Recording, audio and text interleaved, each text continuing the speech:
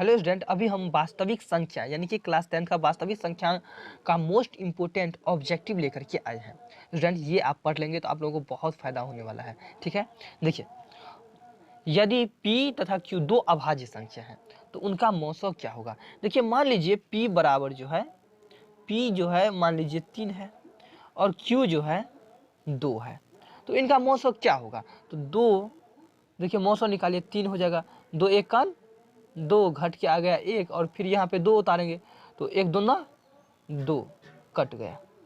अब यहाँ पे देखिए यानी कि कटा तो 1 से, तो इसका मौसों कितना हो जाएगा 1। यानी कि कोई दो अभाज्य संख्या जो आप मौसों निकालेगा तो वो सिर्फ 1 होता है। कितना होता है 1। यहाँ पे आप देख लिए ना, तो मतलब आपको मर्जी जो है जो ले सकते हैं, यहाँ पे 5 ले सकते हैं, 7 ले सकते हैं, कोई भी आप दो अभाज्य संख्या लीजिएगा तो उनका मौसों हमेशा कितना होगा 1 होगा। ठीक है, तो इसका आंसर कितना हो जाएगा 1। तो कौन सा ऑप्शन में है, ऑप्शन नंबर डी में है। ठीक है, चलिए नेक्स्ट क्वेश्चन देखिए, सबसे छोटी अभाज्य संख्या और सबसे छोटी भाज्य संख्या का गुणनफल क्या होगा। तो सबसे छोटी अभाज्य संख्या 2 होती है और सबसे छोटी भाज्य संख्या 4 होती है। कितना होती है 4। देखिए सबसे छोटी अभाज्य संख्या 2 हो गया और सबसे छोटी भाज्य संख्या जो है 4 हो गया, तो 2 गुने 4 बराबर कितना हो गया 8। तो 8 है कौन सा ऑप्शन में, ऑप्शन नंबर सी में जो है 8 दिया गया है। ये बात स्टूडेंट आप अच्छा से समझ गए होंगे, आशा करता हूँ।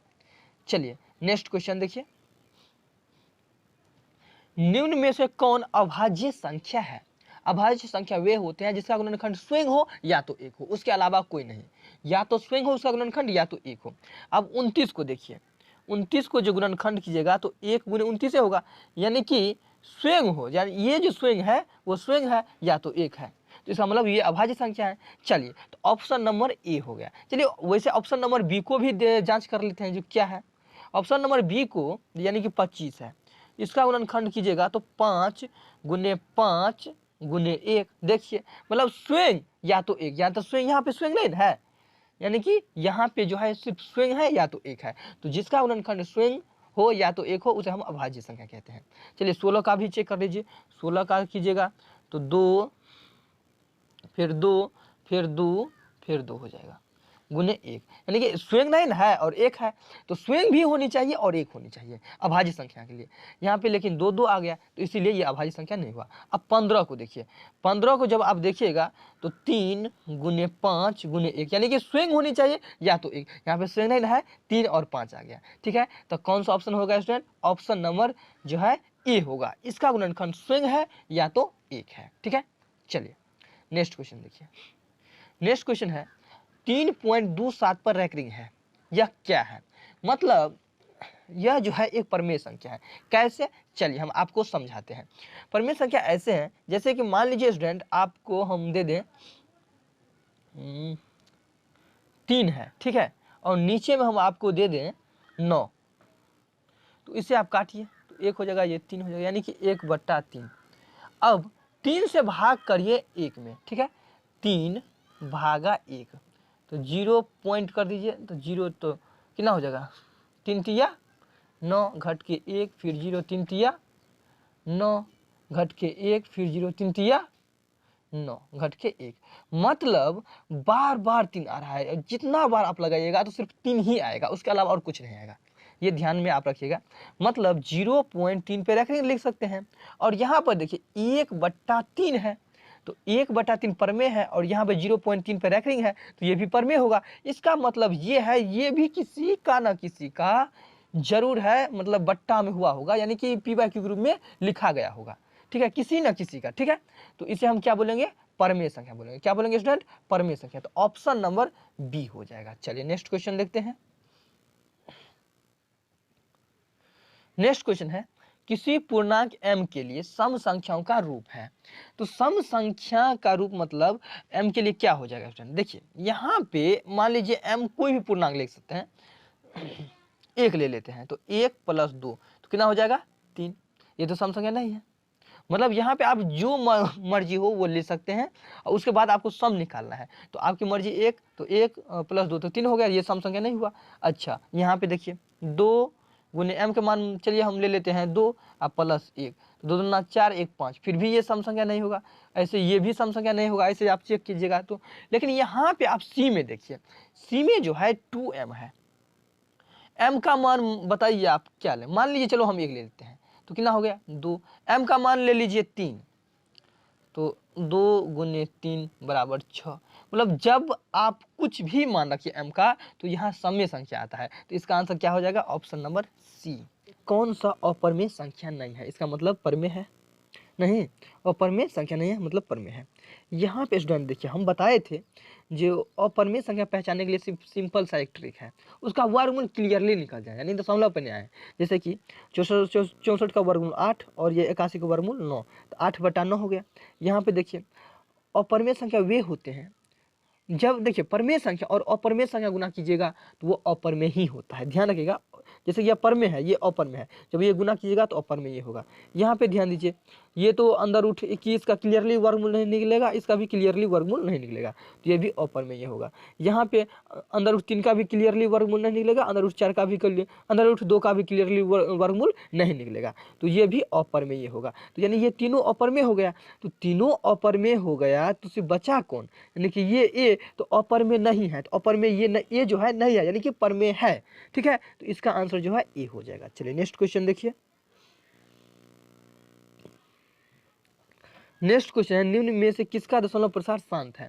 दशमलव प्रसार शांत है, इसका मतलब ये हुआ कि मतलब उसका दशमलव प्रसार अशांत नहीं होनी चाहिए, तो उनका दशमलव प्रसार शांत होगा जिनके हर में यानी कि बट्टा में 2 और 5 के अलावा और कुछ ना आए। तो यहाँ पे 3 है और बट्टा में देखिए 2 गुणनखंड कर कीजिए, 2 गुने 2, तो ओनली फॉर 2 आया ना, इसका मतलब ये शांत हो जाएगा। यही कुछ और टपक जाता है 2 और 5, 2 और 5 भी रहता तो भी शांति होता, यदि 2 और 5 के अलावा कोई और टपक जाता तो ये अशांत हो जाता, ठीक है। जैसे कि यहाँ पे ध्यान दीजिए, ये 2 है और ये 3 गुने 5 लीजिए, यहाँ पे तो 5 ओनली फोर आता है तब तो शांत होता है, लेकिन यहाँ 3 टपक के गड़बड़ा दिया है, ठीक है, तो इसीलिए ये शांत नहीं होगा, यानी कि अशांत होगा। यहाँ पे देखिए 29/243, तो 29 है, 243 को तोड़िएगा तो 7 गुने 7 गुने 7, ओनली फॉर 7 आ रहा है, इसका मतलब ये भी जो है शांत नहीं है, अशांत है। या तो 2 आनी चाहिए या तो 5 आनी चाहिए, बाद बाकी और कुछ नहीं बट्टा में होनी चाहिए। जिसके बट्टा में 2 और 5 रहे वही शांत होगा। 2 ओनली फॉर 2 ही हो सकता है, ओनली फॉर 5 ही हो सकता है, और 2 और 5 दोनों हो सकता है, तभी वो शांत होगा, बाद बाकी वो अशांत होगा। चलिए इसको देखिए, इसको जब आप तोड़िएगा तो यही हाल होगा, मतलब 2 और 5 के सिवा और कुछ आ जाएगा, आप सॉल्व करके देखिएगा। तो तब तक के लिए मैं आपको बता देता हूँ, इसका आंसर जो है ई हो जाएगा, option number A 3/8। Next question देखिए, इन्ना का दशमलव प्रसार क्या होगा। देखिए 6 है, ये 15 है, तो देखिए स्टूडेंट यदि सॉल्व करने वाला रहेगा तो उसे सॉल्व ही कीजिएगा। तो 3 दूना 6, 3 पंचे 15, यानी कि 2/5। हम बताए नहीं इससे पहले ही, ओनली फॉर 2 रहे या ओनली फॉर 5 रहे तो उसे हम क्या बोलेंगे, शांत। ओनली फॉर यहाँ पे 5 है तो भी ये क्या होगा, शांत होगा, ऑप्शन नंबर ए हो जाएगा। चलिए नेक्स्ट क्वेश्चन देखिए। नेक्स्ट क्वेश्चन है 4 - √3 है, ठीक है स्टूडेंट। यहाँ पे देखिए स्टूडेंट, यहाँ पे 4 - √3 है, ठीक है। अब ये शांत है या अशांत, सॉरी ये कौन सी संख्या है, तो इसका मतलब ये हुआ जब परमेय संख्या, ठीक है, और प्लस अपरमेय संख्या, चाहे वो परमेय संख्या और अपरमेय संख्या के जोड़िए या घटाइए या गुना करिए या भाग करिए, तो वो हमेशा अपरमेय होगा। इन बात को आप ध्यान रखिएगा, जब परमेय संख्या को जोड़िएगा, घटाइएगा, गुना कीजिएगा और भाग कीजिएगा तो क्या होगा, वो हमेशा अपरमेय ही रहेगा, परमेय हो नहीं सकता है, ठीक है स्टूडेंट। फाइनली आपको यही पता चला कि जब परमेय संख्या और अपरमेय संख्या को गुना कीजिएगा, जोड़िएगा, घटाइएगा, भाग कीजिएगा तो वो हमेशा अपरमेय होगा, ठीक है। तो इसे आप अच्छा से याद रखिएगा, ठीक है। चलिए यहाँ पे स्टूडेंट आप ध्यान दीजिए, यदि आप इसका और अंदर रूट 5 है तो अंदर रूट 3 जो है अपरमेय संख्या और अंदर रूट 5 भी अपरमेय संख्या है। अपरमेय संख्या वे होते हैं जिसका वर्गमूल दशमलव पे नहीं आता, पूरा क्लियर नहीं आता है, ठीक है। जैसे यहीं पे अंदर रूट 4 होता तो ये इसका वर्गमूल कंप्लीटली आ जाता है ना 2, तो ये क्या हो जाता है परमेय, लेकिन ये क्या है अपरमेय। तो कौन सा आंसर होगा, ऑप्शन नंबर बी जो है ये एक अपरमेय संख्या होगा। चलिए नेक्स्ट क्वेश्चन देखिए, निम्नलिखित में से कौन सा भिन्न का दशमलव प्रसार शांत होगा। भिन्न मतलब क्या होता है स्टूडेंट, बट्टा होता है, क्या होता है, बट्टा होता है, ठीक है। तो जिसके हर में जिसके हर में उस जो संख्या रहेगा उसे गुणनखंड करने पे सिर्फ और सिर्फ 2 आए या सिर्फ और सिर्फ 5 आए या दोनों आ जाए तो वे शांत होते हैं, बाद बाकी अशांत होते हैं। तो चलिए स्टूडेंट हम चेक करते हैं। देखिए 105 को आप तोड़िए तो कितना से लगेगा, 2 3 से लग जाएगा तो कितना हो जाएगा, 3 से लगेगा तो 35 या 105 होता है, फिर 5 से लगेगा, फिर 7 से लग जाएगा। ठीक है, ठीक है। चलिए नेक्स्ट, यानी कि 3 5 7 आ गया तो ओनली फॉर 2 आना चाहिए या ओनली फॉर 5 आना चाहिए, लेकिन यहाँ पे 3 भी आ गया और 7 भी आ गया, तब ये अशांत हो गया, ये तो आंसर नहीं होगा। चलिए अब इसको देखते हैं। ये 210 है, कितना है, 210 है। 210 को तोड़िए, 2 से 105 हो जाएगा और फिर 105 तो आ ही गया, तो फिर 3 से लगाइए, फिर कितना हो जाएगा, 5 हो जाएगा, फिर 7 हो जाएगा। ठीक है, तो यहाँ भी 2 तो है, ठीक है, लेकिन 2 और 5 के अलावा तो स्टूडेंट ये भी अशांति होगा। क्यों अशांत होगा, क्योंकि 2 और 5 के अलावा और कोई भी संख्या आ गया ना नीचे में, तो ये भी क्या होगा, अशांत होगा। चलिए अब इसको हम चेक करते हैं। 88 को चेक करिए। 88 को जब चेक करेंगे तो 2 से कितना हो जाएगा, 44, फिर 2 से 22, फिर 2 से 11 नहीं, तो फिर देखिए 2 2 तो आया और ये 11 टपक गया, इसीलिए ये जो है अशांत होगा। चलिए अब 160 वाला को देखते हैं। 160 है ना, तो 2 से जो है 80 हो जाएगा, 2 से 40, फिर 2 से 20, फिर 2 से 10, फिर 2 से 5, फिर 2 से, यहाँ पे देखिए तो 2 2 9 4 4 9 8 8 9 16 16 32 32 पंचे और 160। यहाँ पे देखिए ओनली फॉर 2 आया ना और ओनली फॉर 5 आया। जिसके हर में ओनली फॉर 2 रहे और ओनली फॉर 5 रहे या दोनों रहे तो वो शांत होते हैं। तो इसका आंसर जो है ऑप्शन नंबर डी हो जाएगा। क्या हो जाएगा स्टूडेंट, ऑप्शन नंबर डी हो जाएगा। चलिए नेक्स्ट क्वेश्चन देखिए। नेक्स्ट क्वेश्चन है 2.12, फिर 112 है, फिर 1112 है, फिर 1112 है। मतलब जब आपको जो है संख्या रिपीट करे, ठीक है, जैसे कि यहाँ पे 1 रिपीट किया, यहाँ 2 बार 1 आ गया, यहाँ पे 3 बार 1 आ गया, यहाँ पे 4 बार, मतलब अगला बार 5 बार आता, अगला बार 6 बार, अगला बार 7 बार, उसके बाद 2 आता, तो इस परिस्थिति में आप उसे बोल दीजिएगा यह अपरिमेय संख्या है। कौन सी संख्या है, अपरिमेय संख्या है।